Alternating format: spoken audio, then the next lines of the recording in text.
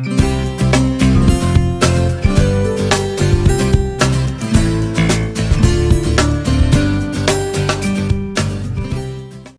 اللہ الرحمن الرحیم۔ السلام علیکم دوستو، امید آپ سب خیر و عافیت سے ہوں گے۔ شولوں کا کفن ایپیسوڈ 34۔ خیمے میں سلطنت دہلی کے 2 جاسوس سپاہی پہلے سے موجود تھے۔ ان کے چہروں پر وحشت برس رہی تھی اور پورا جسم گرد و غبار میں اٹا ہوا تھا۔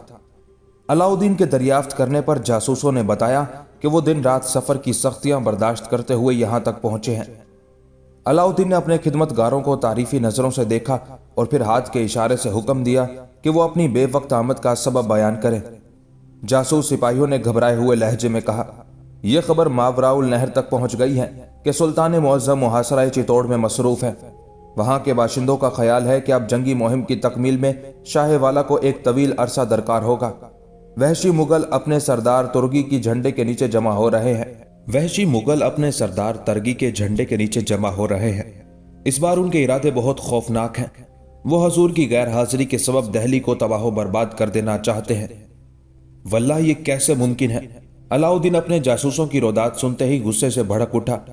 ان وحشیوں کو اس حقیقت کا علم نہیں کہ ہم کہیں بھی رہے مگر ہمارا اقبال ہر گوشہ ملک پر حکمرانی کرتا ہے۔ کیا مغلوں کی شامت آئی ہے جو وہ دہلی کی طرف نظر بد سے دیکھ رہے ہیں؟ باخدا ہم انہیں اس شورش کی بدترین سزا دیں گے۔ اس کے بعد سلطان رات گئے تک اپنے سپہ سالاروں سے مشورے کرتا رہا۔ اس وقت علاؤدین کی فوج کا ایک بڑا حصہ دکن میں وارنگل کے محاذ پر الجھا ہوا تھا۔ سپاہیوں کی کثیر تعداد گجرات میں سلطانی اقتدار کو مستحکم کرنے کے لیے موجود تھی۔ اس صورت میں حملہ آور مغلوں کا مقابلہ کرنا آسان نہیں تھا۔ پھر بھی علاؤدین ایک نئے حوصلے کے ساتھ اٹھ کھڑا ہوا۔ اس نے فوری طور پر وارنگل اور گجرات کی طرف اپنے قاصد بھیجے کہ جس قدر بھی افرادی قوت ممکن ہو اسے دہلی کی جانب روانہ کر دیا جائے۔ پھر خضر خان کو مختلف نصیحتیں کرنے کے بعد سلطان نے الصبح چند ہزار سپاہیوں کے ہمراہ دہلی کی طرف کوچ کیا۔ راجہ رتن سنگھ، علی عامر آفریدی اور نرملا کماری بھی ایک قیدی کی حیثیت سے اس کے ساتھ ساتھ تھے۔ رخصت ہوتے وقت رام دیو نے سلطان کے قدموں پر سر رکھ دیا۔ میں فاتح عالم کے بغیر چتوڑ میں ایک لمحہ بھی نہیں گزار سکتا۔ یہ کہتے کہتے عیار رام دیو رونے لگا تھا۔ بت پرستوں کی یہ سرزمین شہنشاہ کی اس غلام کو ضمیر فروش اور غدار کہہ کر پکارتی ہے۔ ہو سکتا ہے کہ آپ کی غیر موجودگی میں یہ پتھر کے پجاری مجھ سے شدید انتقام لے۔ رام دیو بہت زیادہ خوفزدہ نظر آ رہا تھا۔ شاہ کی وفاداریوں کا بھی دم بھرتا ہے اور ان پتھروں سے بھی ڈرتا ہے جو شاہ کے قدموں میں بے حس و حرکت پڑے ہیں۔ علاؤدین رام دیو کی وحشت دیکھ کر مسکرایا۔ اگر اہل وفا میں سے ہے تو پھر شاہ کے نام پر قربان ہو جا۔ فاتح عالم پر ایسی ہزار جانیں صدقے۔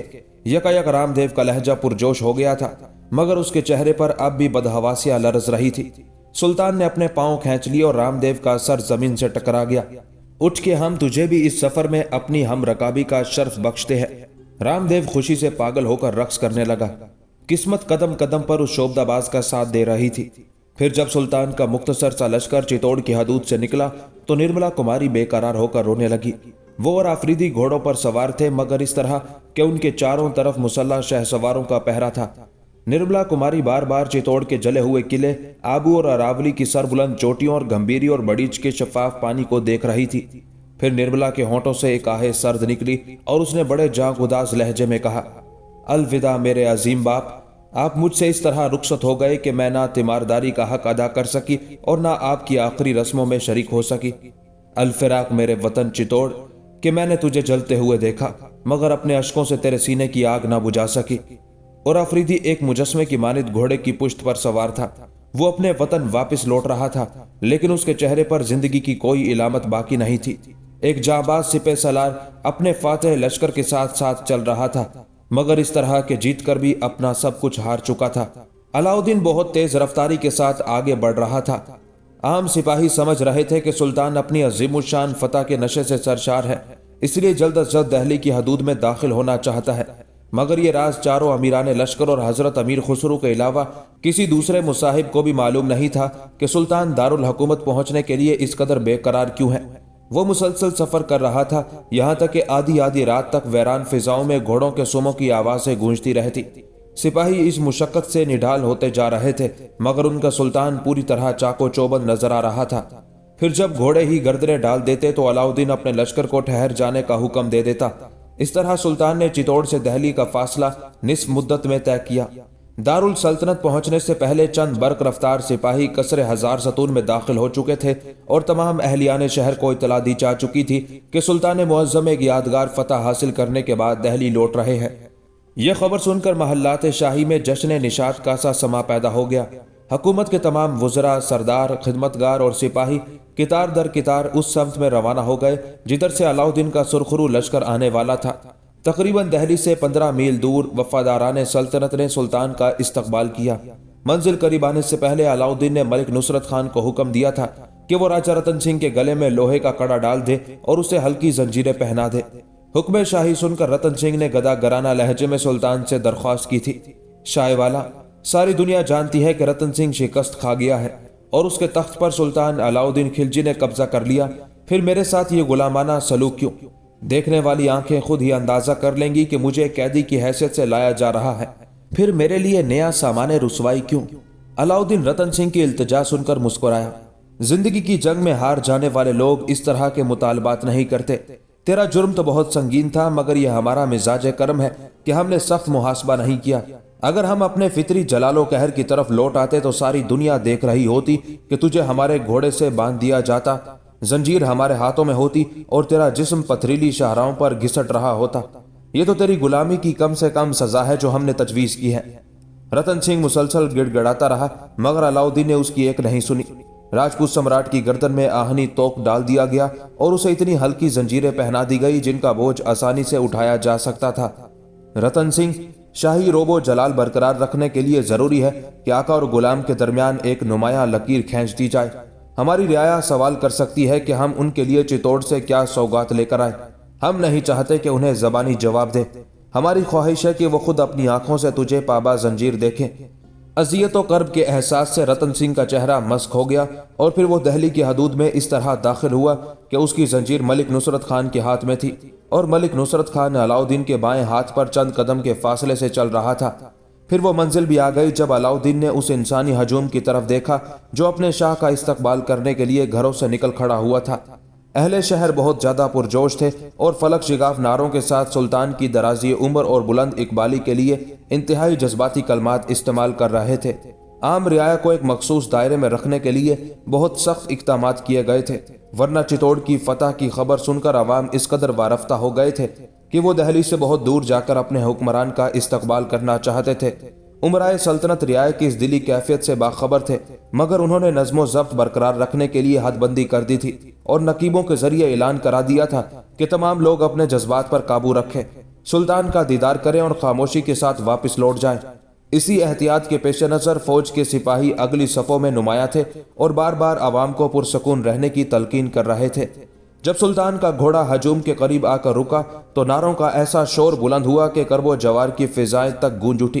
علاؤدین نے اپنی شمشیر بے نیام کی اور تیز آواز میں بولا، سلطنت خلجی کے وفاداروں، غور سے دیکھو کہ تمہارے شاہ کی تلوار سے سرکش راجپوتوں کا خون ٹپک رہا ہے۔ شاہی نقیب انسانی ہجوم میں دور دور تک پھیلے ہوئے تھے۔ جیسے ہی سلطان کی زبان سے کوئی جملہ ادا ہوتا، نقیب اسے عوام تک منتقل کرنے کے لیے بلند آواز میں دہرا دیتے۔ جب علاؤدین نے اپنی شمشیر بے نیام کر کے فضا میں لہرائی اور نافرمان راجپوتوں کی عبرتناک شکست کا ذکر کیا، عوام بے اختیار ہو کر چیخ اٹھے۔ صاحب جاہو جلال کی شمشیر اختیار کبھی کسی مجرم کو معاف نہیں کرتی۔ تمہاری سماعتوں نے ابھی تک اتنی بڑی خبر نہیں سنی ہوگی کہ چتوڑ کا ناقابل تذکیر قلعہ اپنی پوری عاجزی کے ساتھ تمہارے شاہ کے قدموں پر جھک گیا۔ آج کے دن علاؤدین کے جلال کا انداز بہت مختلف تھا۔ بے شک آپ سے پہلے ہمیں ایسی خبر سنانے والا کوئی نہیں تھا۔ عوام نے اپنے شاہ کے دعوے کی پرزور تائید کی اور ہم نے چتوڑ سے اس کا نام تک چھین لیا۔ جوش جذبات سے سلطان کا چہرہ تپنے لگا تھا۔ اب وہ خضر آباد ہے، تمہارے محبوب شہزادے کے وقار کی زندہ علامت۔ عوام نے شہزادہ خضر خان کی صحت و زندگی اور فتح و نصرت کے لیے دعائیں مانگی۔ اور یہ ہے وہ روسیا مجرم جس نے تمہارے سلطان کا حکم نامہ چاک کر دیا تھا۔ علاؤدین نے اپنی شمشیر کا زاویہ بدل کر راجہ رتن سنگھ کی طرف اشارہ کیا۔ ہم نے اس کی شخصیت کو پارا پارا کر دیا اور اس کے اقتدار کی دھجیاں اڑا دی۔ علاؤدین اپنی رعایا کے دلوں پر ہیبت قائم کرنے کے لیے غرور و تکبر کا مظاہرہ کر رہا تھا۔ سلطان معظم کا احتساب بہت سخت ہے۔ عوام کی پرشور آوازیں گونجنے لگی۔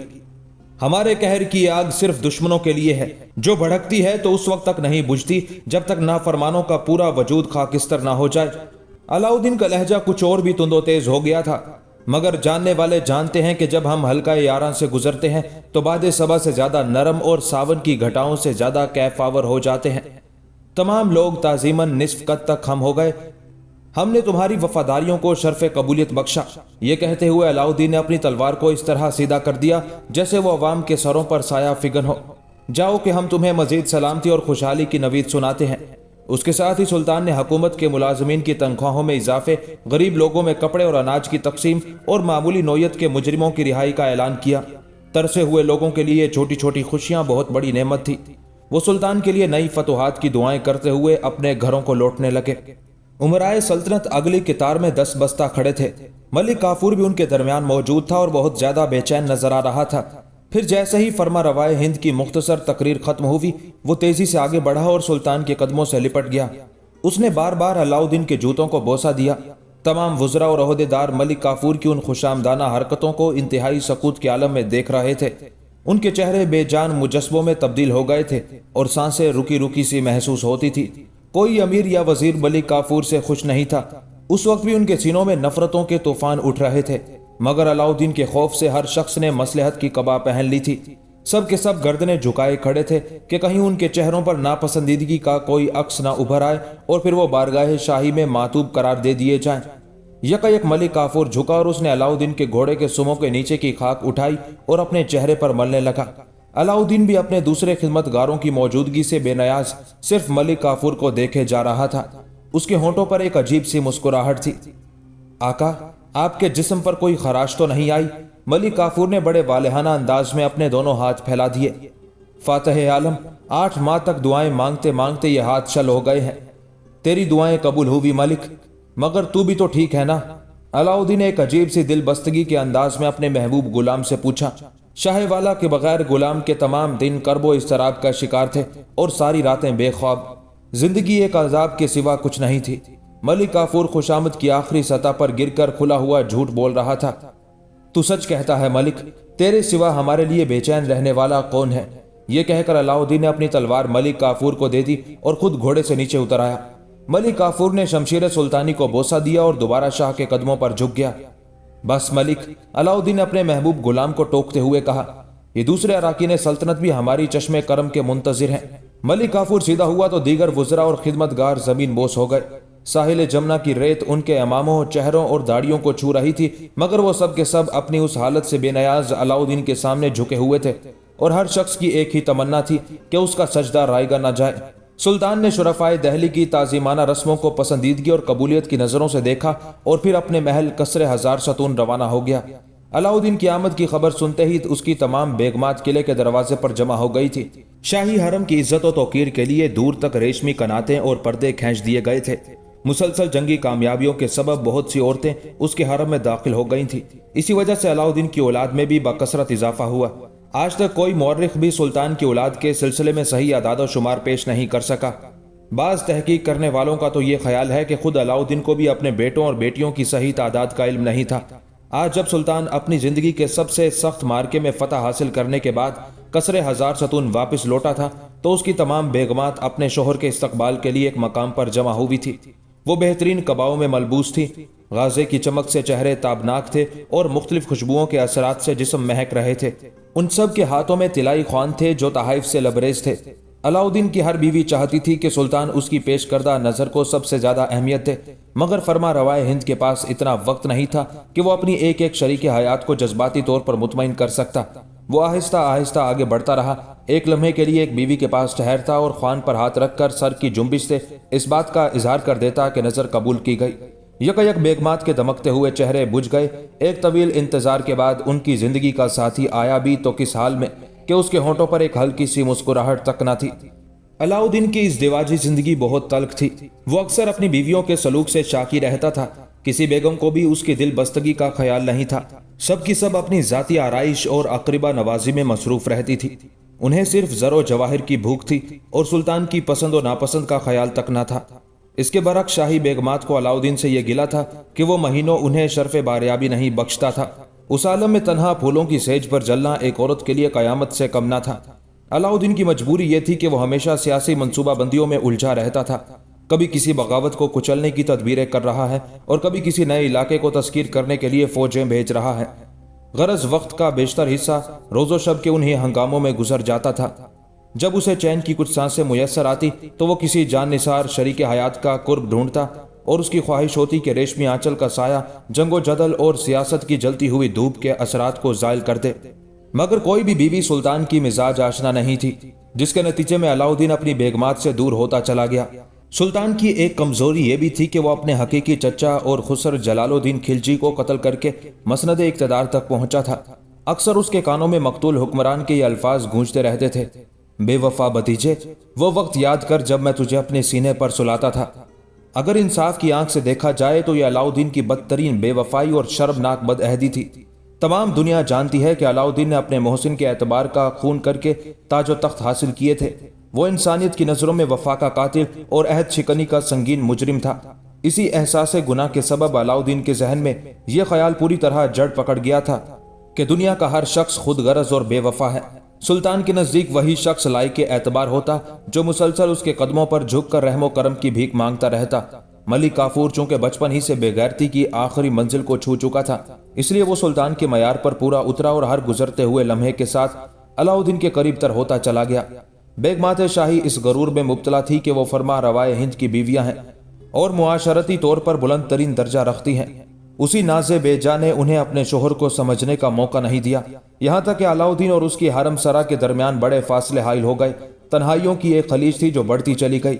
सल्तनत खिलजी के दुश्मनों ने अलाउद्दीन की इस फितरी कमजोरी का बगौर मुशाहिदा किया और सियासत के पर्दे में एक हिंदू ज़ादे को आजमाने की कोशिश की। इस्लामी हुकूमत के बदख्वाहों का मंसूबा कामयाब रहा और मलिक काफूर सुल्तान के होशो हवास पर छाता चला गया। कहने वाले तो यहाँ तक कहते हैं कि अगर सुल्तान अपनी खुदाई का ऐलान करता तो मलिक काफूर पहला शख्स होता जो सजदे में गिरकर इकरार करता कि मैं अलाउद्दीन का बंदा हूँ। जब खुशामद का यह अंदाज हो तो एक दुनिया परस्त हुक्मरान के बहक जाने को हैरत अंगेज अमल करार नहीं दिया जा सकता।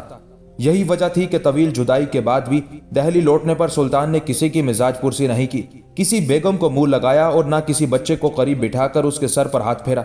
अगर अलाउद्दीन को कोई याद आया तो बस मलिक काफूर जो बड़े बड़े मर्दाने शुजा की पगड़ियां उछालने के लिए बेकरार रहता था। उस मौके पर ख्वाजा सराव ने भी अपना लगाई बुझाई का हुनर खूब दिखाया। नकारा इंसानों की उस जमात ने इनाम पाने और बेगमात शाही की खुशनुदी हासिल करने के लिए मलिक काफूर की खबरें बड़ी रंग आमेजी के साथ हरम शाही तक पहुंचाई। बेगमात के दिल तो पहले ही सुलग रहे थे। जब उस बेहया गुलाम के बारे में नई इतलात मिली तो कसरे हजार सतून का जनान खाना एक मातम कदे में तब्दील हो गया। अगरचे महल का एक एक गोशा फानूसों और कंदीलों से रोशन था, लेकिन अलाउद्दीन की तमाम बीवियों के आरास्ता कमरे जिंदा मकबरों में ढल गए थे, जहां मायूसियों के अंधेरे रक्स कर रहे थे और नाकाम हसरतें अपनी मौत पर खुद मरसिया पड़ रही थी। उसी रात जब बड़े बड़े उमरा अलाउद्दीन को नजर पेश कर रहे थे और हंगामा निशात जारी था, सुल्तान की एक बीवी अर्जुमंद नाहिद अपने जज्बात पर काबू न रख सकी। उस औरत का पैदाइशी नाम सरला देवी था, जो रणथंबोर के एक राजपूत सरदार की लड़की थी। शिकस्त के बाद सरला देवी मुसलमान होकर अलाउद्दीन के हरम में दाखिल हो गई थी।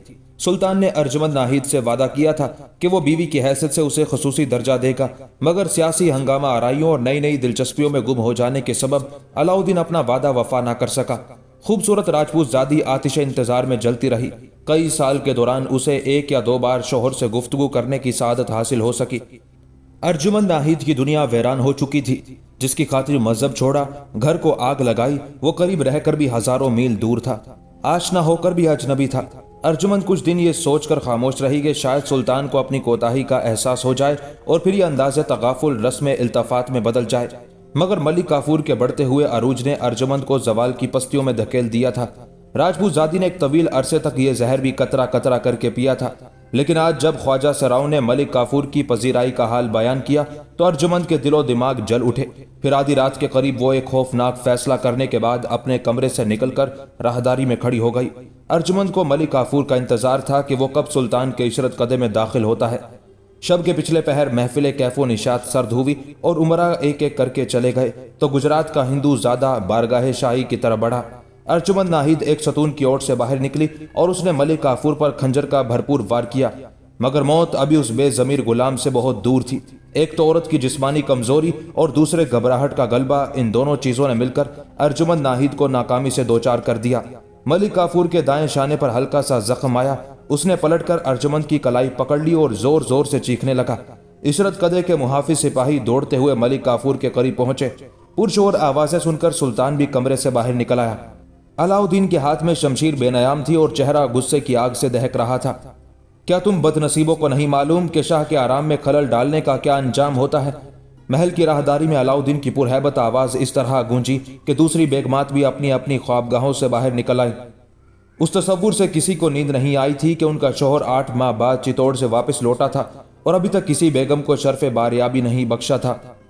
اس کے برعکس درباری رقاصائیں شاہ کا دل بہلا رہی تھی اور شاہ کو احساس تک نہیں تھا کہ اس کے انتظار میں وہ عورتیں زندگی کے دوزخ میں جل رہی تھی جن کے بے شمار حقوق تھے اور وہ حقوق مسلسل غصب کیے جا رہے تھے۔ کون بے ادب ہمارے سرہانے کھڑے ہو کر چیخا تھا؟ علاؤدین نے اپنے محافظ سپاہیوں سے انتہائی قہرناک لہجے میں پوچھا۔ چونکہ ملک کافور کی چیخیں عشرت قدے کے قریب گونجی تھی، اس لیے علاؤدین نے جرم کی شدت ثابت کرنے کے لیے اپنی خوابگاہ اور سرہانے کی تشبیہ استعمال کی تھی۔ سردار ملک کافور زخمی ہو گئے، ایک محافظ سپاہی نے ڈرتے ڈرتے کہا۔ اسے خود اپنی زندگی بھی خطرے میں نظر آنے لگی تھی۔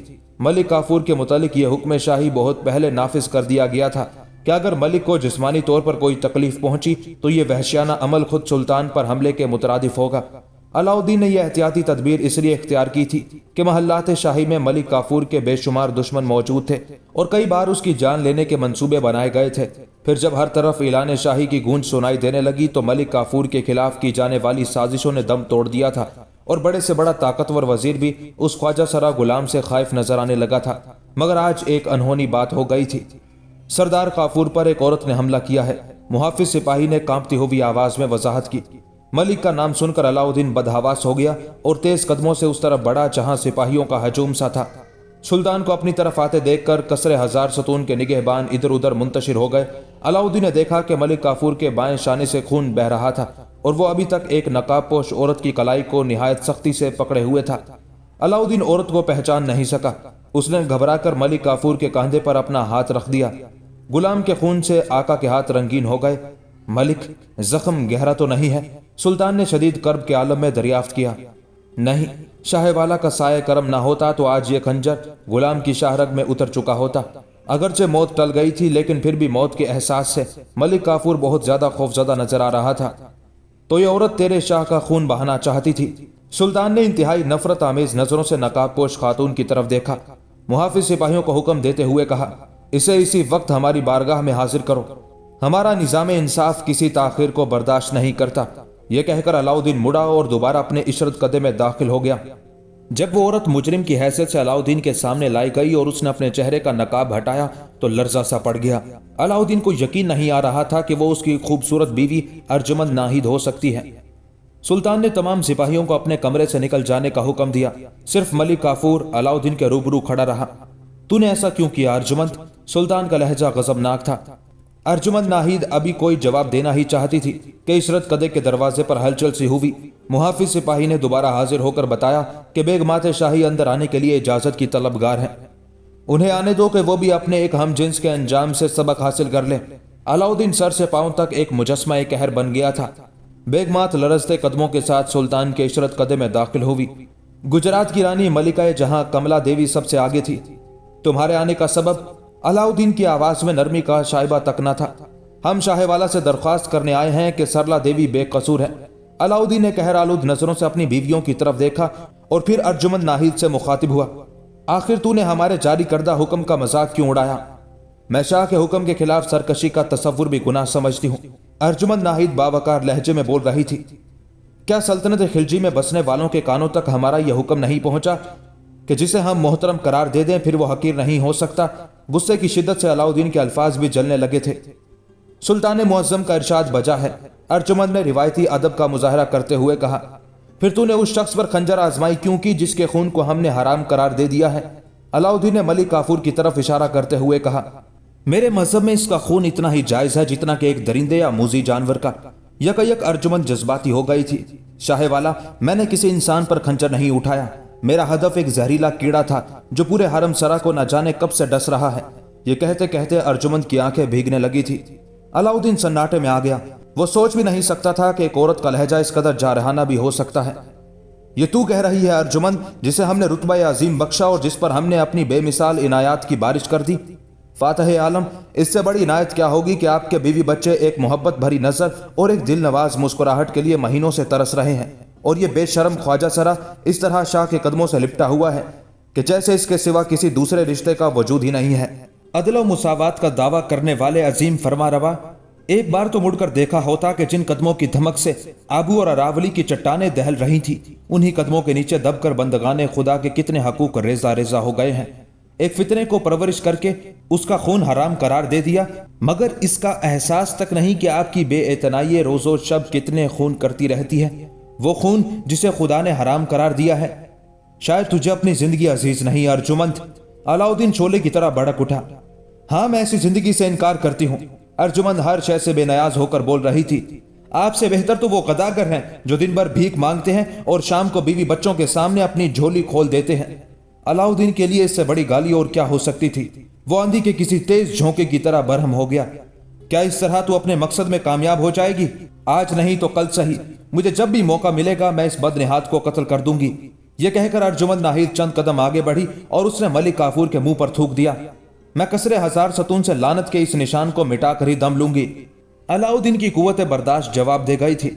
اس سے پہلے کہ تیری وحشت رنگ لائے ہم تجھ پر زندگی کے دروازے بند کیے دیتے ہیں۔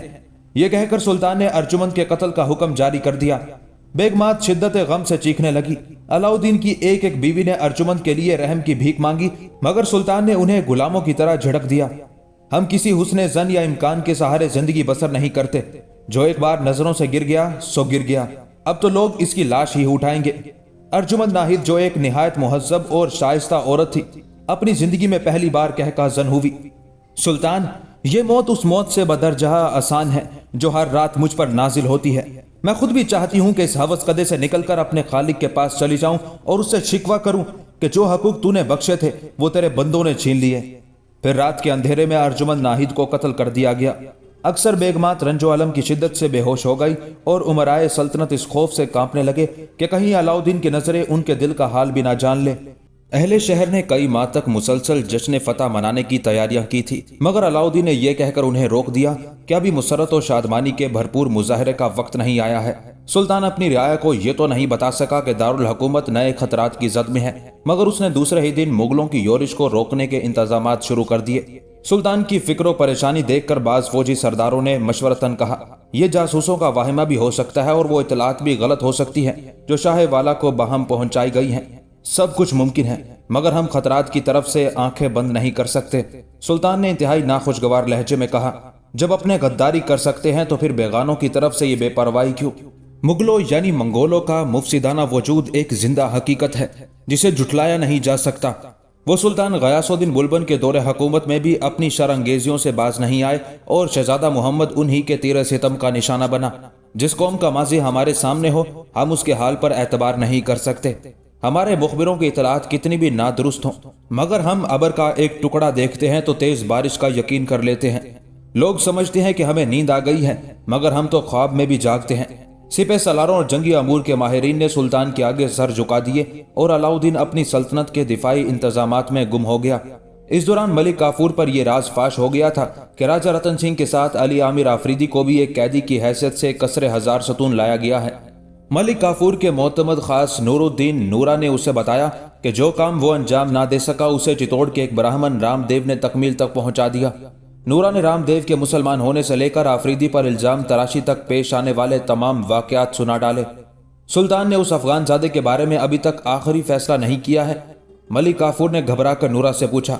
فیصلہ تو ہو چکا تھا، مگر امیر خسرو نے درمیان میں مداخلت کر کے آفریدی کو صفائی کا ایک اور موقع فراہم کر دیا۔ نورا نے بڑے ناخوشگوار لہجے میں کہا۔ ملک کافور حضرت امیر خسرو کا ذکر سن کر بھڑک اٹھا۔ اسے شاعری کے سوا آتا ہی کیا ہے؟ ملک کافور نے امیر خسرو کی شان میں نازیبا کلمات ادا کرتے ہوئے کہا، وقت بتائے گا کہ اس بوڑھے کی شاعری کام آتی ہے یا میری سیاست۔ آفریدی کو ذلت اور رسوائی کی موت سے کوئی نہیں بچا سکتا نورا۔ ملک کافور نے اس قدر پورا اعتماد لہجے میں کہا جیسے اہل ہند کی تقدیریں اس کے رحم و کرم کی محتاج ہوں۔ جو حضور چاہیں گے وہی ہوگا۔ نورا نے کسی فرما بردار غلام کی طرح گردن خم کر دی۔ پھر بھی ہمیں ہر لحظہ ہوشیار رہنے کی ضرورت ہے۔ چتوڑ کی ایک جادوگرنی بھانمتی نے سر دربار کہا تھا کہ آفریدی کا کوئی کچھ نہیں بگاڑ سکتا۔ نورا بڑی عیاری کے ساتھ ملک کافور کے سینے میں چھپی ہوئی نفرت کی چنگاریوں کو ہوا دے رہا تھا۔ سب کے سحر و طلسم ناکام ہو جائیں گے نورا، دنیا میں جادو تو بس ملک کافور ہی کا ہے۔ علاؤدین کا غلام کسی مطلق العنان شہنشاہ کے لہجے میں بول رہا تھا، منصف بھی میرا، عدالت بھی میری اور گواہ بھی میرے۔ آفریدی کے لیے اب کوئی پناہ گاہ نہیں، زندان اور زنجیریں، جلاد اور مقتل، خون آلود لاش اور تاریک قبر، اس کے سوا کچھ نہیں۔ ملک کافور دیر تک ہنستا رہا اور پھر اپنے کمرے کے دروازے پر نظر ڈالتے ہوئے نورا سے سرگوشیوں میں کہنے لگا، تو کل ہی ہانسی روانہ ہو جا اور ہمارے وفاداروں کو حکم دے دے کہ آفریدی کی ماں اور بہن کا قصہ پاک کر دیا جائے۔ نورا ایک لمحے کے لیے لرز اٹھا، اس کام میں بڑے خطرے پوشیدہ ہیں، حضور پر کوئی الزام نہ آ جائے، ہمارے دامن پر کوئی داغ نہیں آ سکتا، سارا الزام مغل وحشیوں کے سر جائے گا۔ ملک کافور نے اپنے منصوبے کی وضاحت کی تو نورا مسکرانے لگا، خدا نے حضور کو بڑا روشن دماغ بخشا ہے، ہر سوچ کا زاویہ کسی شہنشاہ کے انداز فکر سے ملتا ہے۔ نورا نے اس شخص کی خوشامد کرتے ہوئے کہا جو اپنے کردار کے لحاظ سے دنیا کا بدنام ترین غلام تھا، نورا تو سچ کہتا ہے، ہم حکمرانی کے لیے پیدا ہوئے ہیں، ان قریب دنیا ہماری شاہی کے انداز بھی دیکھے گی۔ ملک کافور علاؤدین کی نقل کر رہا تھا۔ بے شک بے شک، نورا نے جھک کر رخصتی سلام کیا اور ہانسی جانے کی تیاریاں کرنے لگا۔ نورا کے ذریعے ملک کافور کو ایک راجپوت لڑکی نرملا کے بارے میں بھی معلوم ہوا تھا جو آفریدی کے ساتھ شاہی محل میں لائی گئی تھی۔ ملک کافور نے نرملا سے ملنے کی بہت کوشش کی تھی مگر وہ اپنے ارادوں میں ناکام رہا تھا۔ حرم سرا میں اس کا داخلہ بند تھا، ورنہ وہ براہ راست نرملا سے ملاقات کر کے اس حقیقت کو بھی جان لیتا کہ ایک راجپوت زادی سلطنت خلجی کے افغان سردار سے کس قدر والہانہ محبت کرتی ہے۔ تاہم نورا نے ملک کافور کو یہ بتا دیا تھا کہ چتوڑ کے مہامنتری کی بیٹی دنیا کی ہر آسائش کو ٹھکرا چکی ہے اور آفریدی کے ہمراہ رہ کر سنگین سزا بھگتنے کے لیے آمادہ ہے۔ ملک کافور نے یہ خبر بڑی حیرت سے سنی تھی۔ پھر اس نے دیگر امراء سے بات بھی معلوم کر لی کہ سلطان نے آفریدی کے مقدمے کا فیصلہ اس وقت تک کے لیے ملتوی کر دیا ہے جب تک سیاسی فضا پرسکون نہیں ہو جاتی۔ ملک کافور یہ سن کر مطمئن ہو گیا کہ ابھی اس کی ریشہ دوانیوں کے لیے کافی وقت ہے۔ پھر اس نے رام دیو سے ملاقات کی۔ رام دیو پہلی ہی نظر میں پہچان گیا کہ آنے والا کون ہے۔ ملک کافور نے فوری طور پر اس سے آفریدی کا ذکر نہیں کیا بلکہ علم نجوم پر گفتگو کرتے ہوئے کہنے لگا، مجھے بتانے والوں نے بتایا ہے کہ آپ زمین و آسمان دونوں کی خبر رکھتے ہیں۔ تعریف اور خوشامد انسان کی خوفناک کمزوریاں ہیں۔ رام دیو بھی اپنے بارے میں ستائشی الفاظ سن کر بدمست ہو گیا۔ پھر ملک کافور نے اپنے مستقبل کے بارے میں پوچھا تو رام دیو کاغذ پر کچھ لکیریں کھینچنے لگا۔ یہ علاؤدین کے غلام کی قسمت کا ذائچہ تھا۔ رام دیو ستاروں کی رفتار دیکھ کر حیران رہ گیا۔ اس نے ملک کافور کو بتایا کہ وہ عروج حاصل کرتے کرتے ایک دن اپنے سر پر تاج شاہی سجا لے گا۔ یہ سن کر ملک کافور کی آنکھوں میں اقتدار کے پرکیف خواب کروٹیں لینے لگے، مگر اس نے رام دیو کو منع کر دیا کہ وہ اس ملاقات کا ذکر کسی سے نہ کرے اور اپنی پیش گوئی کو ہونٹوں کی قید ہی میں رہنے دے۔ اگر اس نے مذاق میں بھی یہ بات کسی سے کہہ دی تو وہ سلطان کے عتاب کا نشانہ بن جائے گا۔ رام دیو نے چند لمحوں میں ملک کافور کی شخصیت کا جائزہ لے لیا تھا اور اسے اس بااثر غلام کے چہرے میں اپنی ذاتی کامیابیوں کے روشن امکانات نظر آ رہے تھے۔ ملک کافور یہ کہہ کر اٹھ کھڑا ہوا کہ وہ آئندہ بھی رام دیو سے ملاقاتیں کرے گا اور اس کے روحانی علوم کی روشنی میں مناسب قدم اٹھائے گا۔ اس طرح ملک کافور اور رام دیو کے درمیان ایک خصوصی تعلق قائم ہو چکا تھا اور دونوں چالباز اپنے اپنے مفادات کے لیے ایک دوسرے کو فریب دینے کی کوشش کر رہے تھے۔ نور الدین نورا ملک کافور کے خوفناک منصوبے کو تکمیل تک پہنچانے کے لیے دہلی سے ہانسی روانہ ہو چکا تھا۔ آفریدی کی والدہ شائستہ بیگم اور بہن عالیہ اپنے آبائی مکان میں ایک قیدی کی سی زندگی گزار رہی تھی۔ ملک کافور کے سپاہی ہر وقت مکان کے باہر پہرا دیتے رہتے تھے۔ اس دوران شائستہ بیگم نے حضرت بابا فرید کے خلیفہ حضرت شیخ جمال الدین ہانسوی رحمۃ اللہ علیہ کے مزار مبارک پر حاضری دینے کی بھی درخواست کی تھی، مگر سپاہیوں نے یہ کہہ کر انکار کر دیا تھا کہ انہیں گھر سے نکلنے کی اجازت نہیں ہے۔ شائستہ بیگم نے سپاہیوں سے اپنے بیٹے کے متعلق دریافت کیا تو جواب دیا کہ وہ کسی آفریدی کو نہیں جانتے۔ پھر شائستہ بیگم نے اپنی نظر بندی کا سبب پوچھا تو کہا گیا کہ وہ لوگ دربار شاہی کے ماتوب ہیں، اس لیے کہ ان کی آزادیاں سلب کر لی گئی ہیں۔ شائستہ بیگم ایک حوادث آشنا عورت تھی۔ اپنی 60 سالہ زندگی میں انہوں نے بے شمار خونی انقلابات دیکھے تھے۔ آفریدی کی طویل غیر حاضری اور اپنی نظر بندی کے بعد شائستہ بیگم نے سمجھ لیا تھا کہ پھر کوئی جاگداز حادثہ پیش آنے والا ہے، اس لیے وہ شب و روز اپنے خدا کے حضور سجدہ ریز رہتی تھی اور آفریدی کے حق میں دعائیں کرتی رہتی تھی۔ عالیہ آفریدی اپنی نوعمری کے سبب گھبرا کر کبھی کبھی رونے لگتی تھی۔ اس موقع پر شائستہ بیگم اپنی بیٹی کو گریہ و زاری سے باز رہنے کی تلقین کرتی تو اس قوم کی وارث ہے جس نے موت کا استقبال بھی مسکراہٹوں کے ساتھ کیا ہے۔ تیرے بزرگوں نے اپنے خدا سے بے آبروئی کی زندگی کبھی طلب نہیں کی۔ تو بھی دعا کر کے سانسوں کا یہ سلسلہ منزل ایمان پر جا کر ٹھہر جائے۔ عالیہ خاموش ہو جاتی اور دل ہی دل میں آفریدی کی سلامتی کے لیے دعائیں کرنے لگتی۔ وہ بڑی جان نثار اور محبت کرنے والی بہن تھی۔ اپنی تکلیفوں سے زیادہ بھائی کے مصائب کا خیال کرتی اور پھر یہی احساس اسے آنسو بہانے پر مجبور کر دیتا۔ نور الدین نورا ہانسی پہنچ چکا تھا اور اس انتظار میں تھا کہ کب مغلوں کی آمد کا گلگلہ بلند ہو اور کب وہ ملک کافور کے شرمناک منصوبے پر عمل کرے۔ تقریباً 15 دن بعد ایسی خبریں ملنے لگی کہ مغل وحشی اپنی تمام تر صفاقیوں کے ساتھ دہلی کی طرف بڑھ رہے ہیں۔ نورا کو اسی لمحے کا انتظار تھا۔ پھر جب آدھی رات کے قریب شائستہ بیگم، عالیہ آفریدی اور دوسرے پڑوسی سوئے ہوئے تھے، ملک کافور کے سپاہیوں نے بیک وقت کئی مکانوں پر مٹی کا تیل چھڑک کر آگ لگا دی۔ تیل اس قدر زیادہ مقدار میں استعمال کیا گیا تھا کہ دیکھتے ہی دیکھتے آگ کے شعلوں نے تقریباً پورے محلے کو اپنی لپیٹ میں لے لیا۔ ہر طرف ایک کوہرام سا برپا تھا، کسی کو کسی کی خبر نہیں تھی۔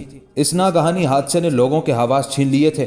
ملک کافور کے سپاہیوں نے افراتفری اور انتشار سے فائدہ اٹھاتے ہوئے برتنوں میں تیل بھر بھر کے آفریدی کے مکان کے اندر پھینکا۔ پہلے تو کسی کو ہوش ہی نہیں تھا، لیکن پھر بھی اگر کسی نے سپاہیوں کو مصروف عمل دیکھا تو وہ یہی سمجھا کہ سلطان کے فوجی بھی آگ بجھانے میں مدد کر رہے ہیں۔ اب کسی کو کیا پتا کہ سپاہیوں کے برتنوں میں پانی نہیں، آگ بھری ہوئی تھی۔ شعلے اتنی تیزی سے بڑھ گئے کہ شائستہ بیگم اور عالیہ آفریدی کمرے سے نکل کر صحن تک بھی نہیں پہنچ سکی۔ سپاہیوں نے عقبی دیوار پر چڑھ کر بہت سا تیل مکان کے آنگن میں بھی پھینک دیا تھا۔ نتیجتاً چند لمحوں میں دونوں ماں بیٹی کے گرد آگ کا ایک حصار کھینچ دیا گیا۔ عالیہ بے اختیار ہو کر مدد کے لیے چیخنے لگی، مگر شائستہ بیگم نے ایسی لرزہ خیز ساعتوں میں بھی صورتحال کو سمجھ لیا تھا۔ صرف انہی کا مکان نہیں، پڑوسیوں کے گھر بھی جل رہے تھے۔ جب پوری فضا ہی شعلوں میں گر گئی ہو تو مدد کے لیے کون آتا؟ شائستہ بیگم نے عالیہ کو اپنی چادر میں چھپا لیا۔ ان کی تدبیر ایک جذباتی حرکت سے زیادہ حیثیت نہیں رکھتی تھی۔ وہ اپنی مامتا سے مجبور تھی، اس لیے بیٹی کو آگ کی لپٹوں سے بچانے کی کوشش کر رہی تھی۔ جان بچانے کی جدوجہد کے یہ لمحات بھی بہت مختصر تھے۔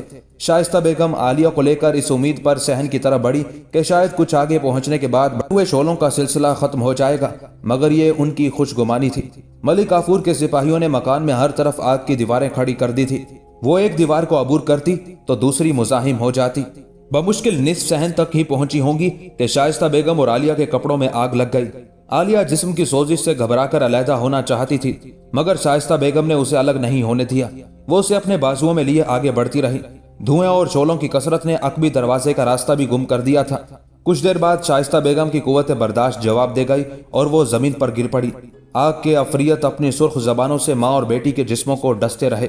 اے خدا، میں تیرے فیصلے سے راضی ہوں، مگر آفریدی کو دونوں جہاں میں آگ کے عذاب سے محفوظ رکھنا۔ یہ شائستہ بیگم کے آخری الفاظ تھے۔ اس کے بعد وہ اور عالیہ راکھ کا ڈھیر بن گئی۔ 1,20,000 مغلوں کا لشکر اپنے سردار ترگی کی قیادت میں بڑی تیز رفتاری کے ساتھ دہلی کی طرف بڑھ رہا تھا۔ تمام راستے مسدود ہو چکے تھے اور علاؤدین کے دوسرے سپہ سالار اپنی اپنی فوجوں کو لے کر مرکز تک پہنچنے سے قاصر تھے۔ ترگی دریائے جمنا کے کنارے خیمہ زن ہوا۔ سلطان اپنے سپاہیوں کی قلت اور مغلوں کی کثرت سے ہراساں نظر آنے لگا۔ پھر بھی وہ نہایت حوصلہ مندی کے ساتھ دہلی سے نکلا اور سیری میں مقیم ہو گیا۔ اس نے چاروں طرف گہری خندقیں کھدوائیں اور اپنی لشکرگاہ کے آس پاس خار بندی کرا کے مغلوں کے فوری حملے کو روکنے کی کوشش کی۔ اس طرح علاؤدین کچھ دن کے لیے اپنی عسکری قوت کو بچانے میں کامیاب ہو گیا تھا، مگر مغلوں نے دہلی کے تمام نواحی علاقوں پر قبضہ کر لیا تھا۔ مغل سردار ترگی روزانہ نئے احکامات جاری کرتا اور اس کے سپاہی لوٹ مار اور قتل و غارت کا طوفان کھڑا کر دیتے۔ مغلوں نے کئی بار خاص شہر دہلی پر حملہ کر کے اناج کے ذخائر لوٹ لیے، لیکن رعایا کو پریشان نہ کیا۔ یہ بڑی مایوس کن صورتحال تھی جس نے علاؤدین جیسے آہنی اعصاب رکھنے والے انسان کی بھی نیندیں اڑا دی تھی۔ حالات اس وقت اور بھی خراب ہو گئے جب مغلوں نے خندقیں عبور کی اور خاردار راستے سے گزر کر علاؤدین کے لشکر پر کئی حملے کیے، بہت سے سپاہیوں کو ہلاک کر ڈالا اور بے شمار فوجیوں کو زخمی کیا۔ مغلوں کی یہ تخریب کاریاں مسلسل 1.5 ماہ سے جاری تھی اور علاؤدین کا اقتدار اس مریض کی مانند نظر آ رہا تھا جو اپنی زندگی کی آخری سانسیں لے رہا ہو۔ ایک طرف سلطان کی فوجی طاقت کم ہوتی جا رہی تھی اور دوسری جانب مغلوں کے حوصلے بلند ہوتے جا رہے تھے۔ علاؤدین بار بار ان راستوں پر نظر ڈالتا جن سے گزر کر تازہ دم لشکر آنے والے تھے، پھر اس کی تھکی ہوئی نگاہیں واپس لوٹ آتی۔ راہیں سنسان پڑی تھی اور علاؤدین لہجہ با لہجہ نئی مایوسیوں کا شکار ہوتا جا رہا تھا۔ وحشی مغلوں کے محاصرے کو 2 ماہ گزر چکے تھے۔ اب علاؤدین کی وہی کیفیت تھی جس سے کچھ دن پہلے راجپوت سمراٹ دوچار ہو چکا تھا۔ کیسا عجیب انقلاب تھا کہ دیکھتے دیکھتے دہلی چتوڑ بن گئی تھی اور خود علاؤدین راجہ رتن سنگھ کی طرح بے دست و پا نظر آ رہا تھا۔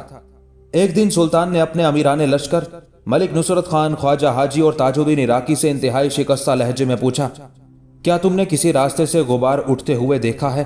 علاؤدین کی مراد اپنے ان شہ سواروں سے تھی جن کے انتظار میں اس کی آنکھیں پتھرا چکی تھی۔ سپہ سالاروں نے کوئی جواب نہیں دیا، ان کے سر جھکے ہوئے تھے۔ کیا تمہارے کانوں میں ہمارے گھوڑوں کے سموں کی وہ آوازیں نہیں گونجتی جنہیں سن کر دشمنوں کے سینے شک ہو جاتے تھے؟ علاؤدین گزرے ہوئے دنوں کی یاد کر رہا تھا۔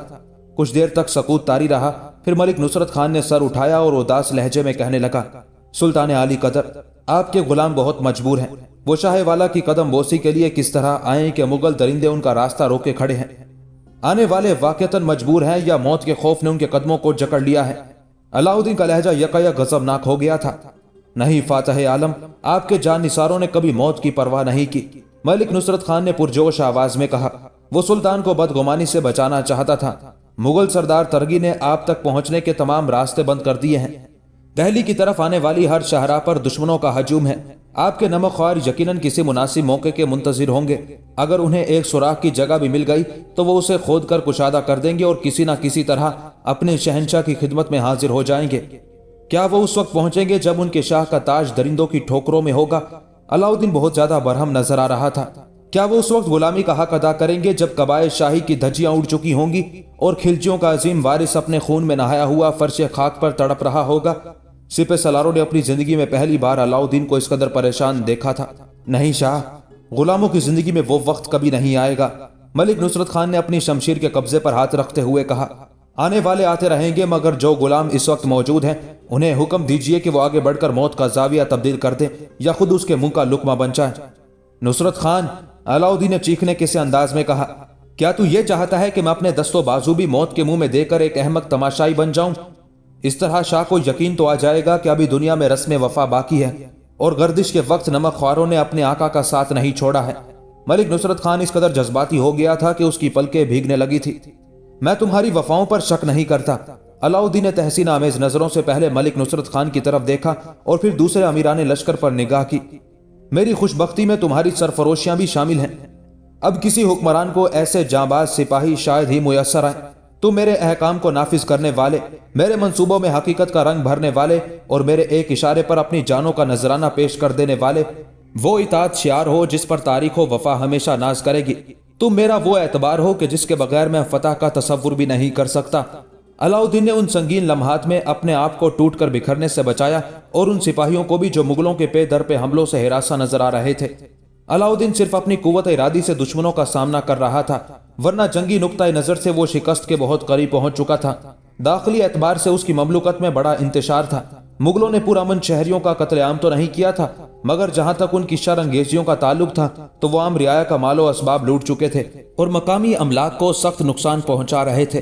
مغلوں کو اپنی اس حکمت عملی سے دو بڑے فائدے حاصل ہو رہے تھے۔ ایک یہ کہ اناج کے ساتھ دیگر اشیاء ضرورت کے ذخائر پر ان کا قبضہ ہو چکا تھا، اور دوسرا یہ کہ ہر طرف افراتفری پھیلی ہوئی تھی۔ عوام چیخ رہے تھے اور اپنی حکومت پر سے ان کا اعتبار اٹھتا جا رہا تھا۔